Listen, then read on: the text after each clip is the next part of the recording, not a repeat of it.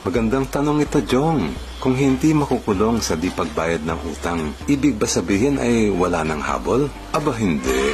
Kung nagpadala na ng demand letter, lumapit na sa barangay, at hindi pa rin nagbabayad yung umutang, pwede siyang kasuhan sa Small Claims Court.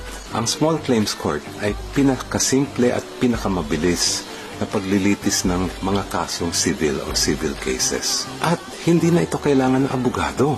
Sakop nito ang paniningil ng sum of money na hindi lalagpas sa 1 million pesos. Base sa contract of lease, contract of loan, contract of services, o contract of sale. Kailangan lang mag-file ng statement of claim sa municipal trial court o iba pang first level court sa residence nyo o ng umutang sa inyo. At magbayad ng filing fees depende sa amount ng claim. Ipatatawag kayo ng korte kasama ng taong sinisingil at kung may sapat na basehan, maglalabas ng desisyon ang korte. Nag-uutos na bayaran ang utang. Sheriff na mismo ng korte ang maniniguro sa pagbayad. At kung kulang ang pera, pwedeng ipagbenta ang personal at real property ng umutang bilang pangbayad. Ang forms para sa small claims case ay makikita sa website na ito.